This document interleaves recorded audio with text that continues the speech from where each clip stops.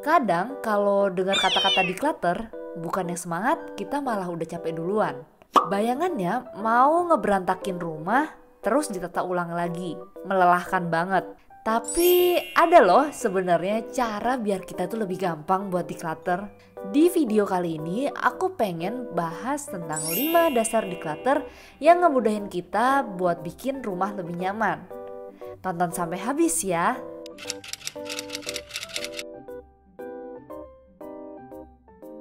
Jadi aku ngekategoriin 5 hal yang paling mudah buat memulai declutter. Dari 5 kategori ini aja, kita bisa loh ngedeclutter banyak barang. Yang pertama, barang yang rusak. Kadang kita itu lupa kalau sering nyembunyiin barang yang rusak di rumah. Siapa nih yang kayak gini? Waktu beberes buat tahun baru, kita baru sadar kalau jumlahnya itu banyak dan ngambil storage yang minim di rumah. Karena ngerasa sayang, jadinya kita banyak alasan waktu mau membuang barang ini. Kita mikirnya ini bisa disesuatuin nih, biar bisa berguna lagi. Padahal barang itu tuh udah disimpan lebih dari 6 bulan. Dan sebenarnya nggak ada action yang berarti dengan barang itu. Sebenarnya barang yang rusak itu bisa dikategorikan jadi 2. Yang pertama, barang yang bisa diperbaikin. Yang kedua, barang yang butuh kos besar buat diperbaikin. Buat barang yang bisa diperbaikin ini, contohnya kalau yang rusak cuma sebagian kecilnya, aksesoris. Bukan bagian utama dari barang yang kita punya. Contoh di sini kayak ransel suamiku yang ternyata masih bisa diperbaikin. Dan kosnya nggak terlalu besar karena ini cuma aksesoris, bukan fungsi utama. Tapi ini beda buat poin kedua. Di sini contohnya buat sendal dari suamiku yang bagian strapnya rusak. Dengar-dengar dari tokonya ini tuh bisa diperbaikin. Tapi harganya tuh hampir setengahnya. Mungkin kalau kondisi sendal keseluruhan ini masih bagus, aku dan suamiku mempertimbangkan buat ngambil opsi ini. Tapi karena sendalnya udah kurang bagus nih secara keseluruhan, akhirnya kita mutusin buat ya udah ini mesti dibuang. Yang kedua, barang yang gak nyaman. Ini adalah poin yang sering banget dilakuin sama semua orang. Nyimpen barang yang jelas-jelas udah gak nyaman. Sebenarnya ada 2 tipe tutup mata atau pura-pura gak tahu tentang barang yang gak nyaman ini. Pertama, udah sadar nih kalau barang yang mau dibeli ini pasti gak nyaman. Kita udah tahu dari jenis bahan, cuttingannya, atau coraknya. Gak yakin bakalan dipakai dalam jangka panjang gara-gara ini, tapi dibeli. Terus yang terjadi, barang itu jarang banget dipakai.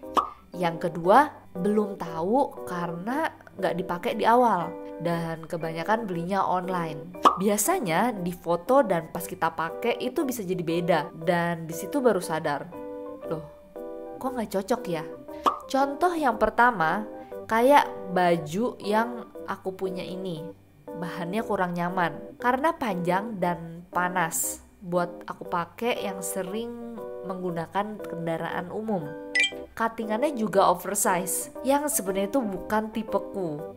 Dan sebenarnya nih ya, coraknya itu juga agak berlebihan buat aku. Tapi aku beli. Jadinya baju ini tuh sering di lemari doang.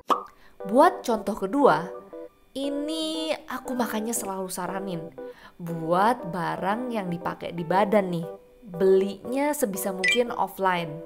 Biar bisa dicoba, dirasain bahannya. Jadinya kita tahu nyaman apa enggak. Aku beli heels yang ketiga kalinya ini secara online.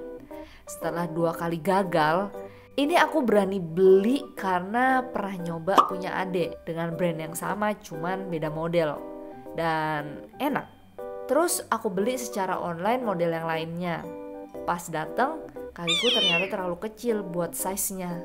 Jadinya aku kasih gel di bagian depan biar nggak lecet. Tapi tetap aja deh, aku tuh kurang puas secara kenyamanan dengan heels ini. Ya karena nggak pas banget gitu di kaki. Ini jadi pelajaran banget sih.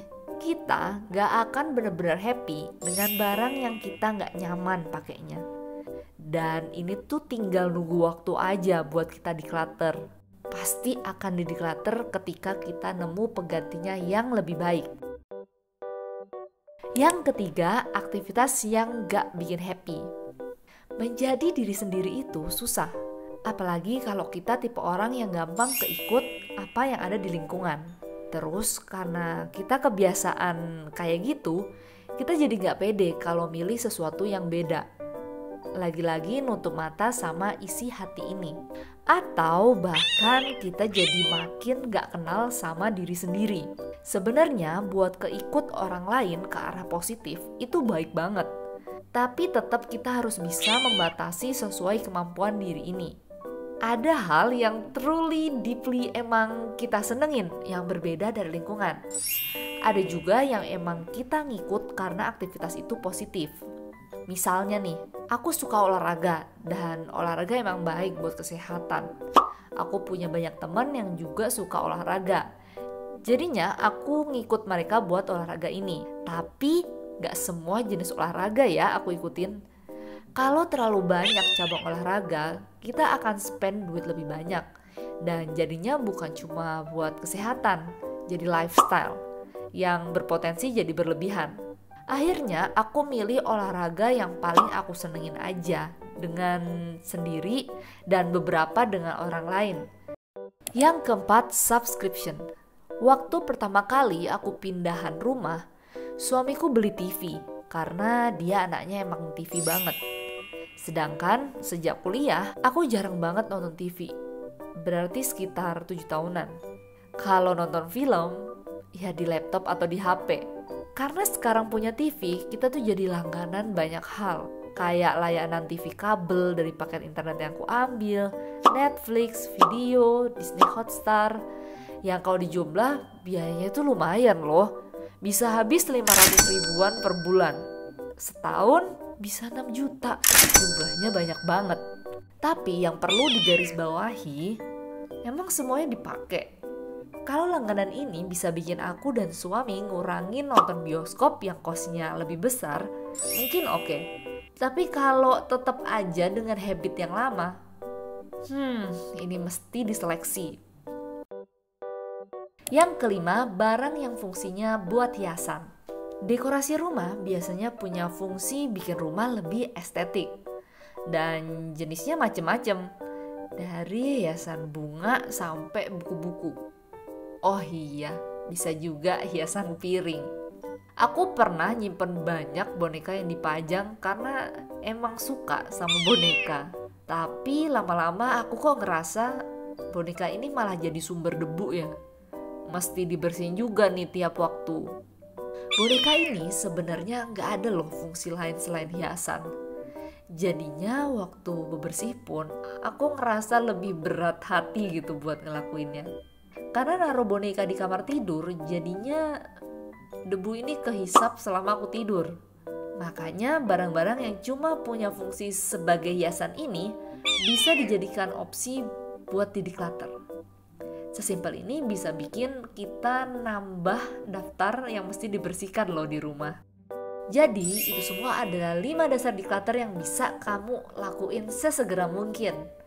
Kalau kamu ngerasa video ini bermanfaat, jangan lupa kamu klik like button dan share video ini ke teman-teman kamu. Thank you for watching. See you on my next videos.